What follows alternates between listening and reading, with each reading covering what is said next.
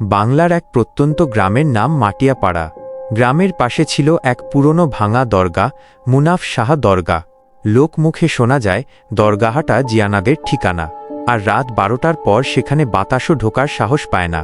গ্রামের মানুষদের কড়া নিষেধ, ওই দরগাহের ভেতরে ভোরের আগে কারো নাম উচ্চারণ করো না, কারণ সেই দরগাহে নাকি প্রতি রাতে একটি কুফরি কালাম পড়া হয়, যেটা মানুষের আত্মাকে ছিন্নভিন্ন করে দেয়।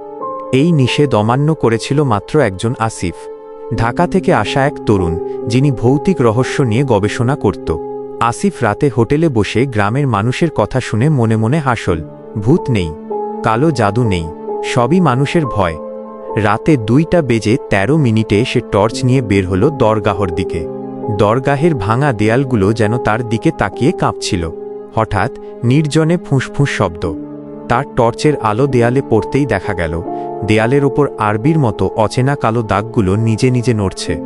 হঠাৎই বাতাস জমে থাকা ধুলা ঝড়ে ঘুরতে লাগল।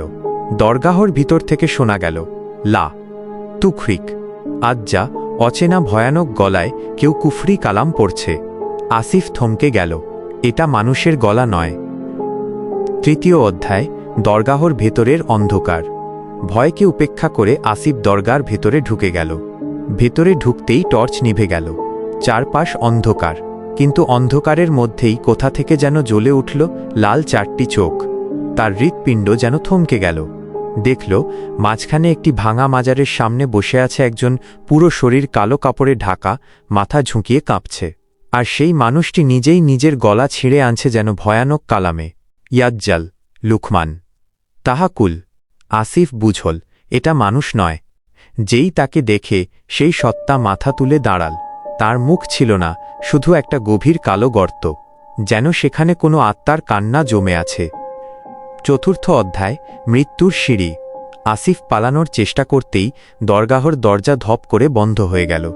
মাটির নিচ থেকে উঠতে লাগল অদ্ভুত কালো ছায়া। তার পায়ের নিচে ঠান্ডা হাতের মতো কিছু ধরে টানতে লাগল। অন্ধকার মানুষটিও এগোতে লাগল। তার পায়ের শব্দ নেই, কিন্তু মাটির ওপর ছায়া কাঁপছে ভয়ে ভয়ে।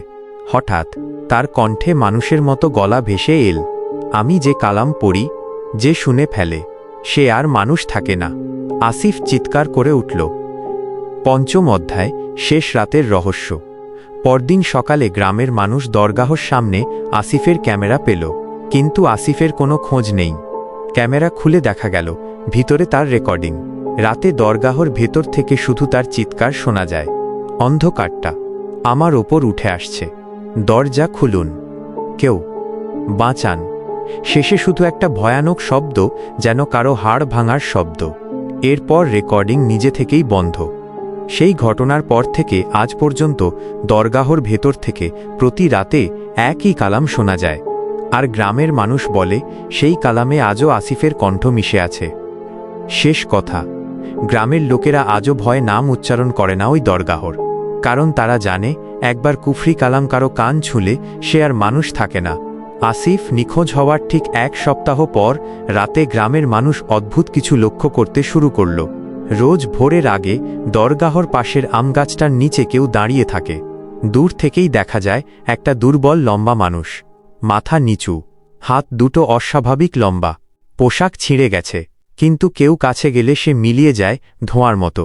লোকেরা বলছে ওটা আসিফের ছায়া, ও কালামের মধ্যে আটকা পড়েছে, কিন্তু সত্যিটা আরও ভয়ঙ্কর। এক রাতে গ্রামের মুয়াজ্জিন, বৃদ্ধ হাফেজ আনোয়ার, ঘুম থেকে হঠাৎই লাফিয়ে উঠলেন। তিনি শুনলেন কারা যেন বাইরে থেকে তার নাম ধরে ডাকছে, কিন্তু ডাকটা মানুষের মতো নয়, কম্পমান, টেনে বলা। একটা ভয়ানক বেজে ওঠা কণ্ঠ, আনোয়ার, দরগাহতে এসো, একজন তোমার জন্য অপেক্ষা করছে।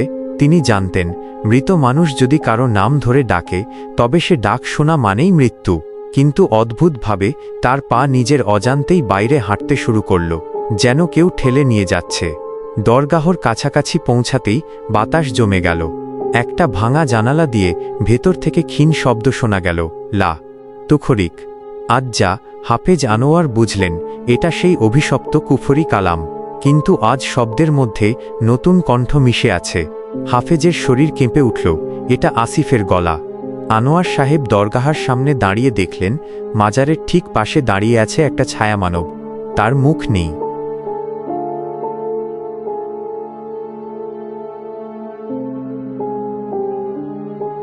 বাংলার এক প্রত্যন্ত গ্রামের নাম মাটিয়াপাড়া।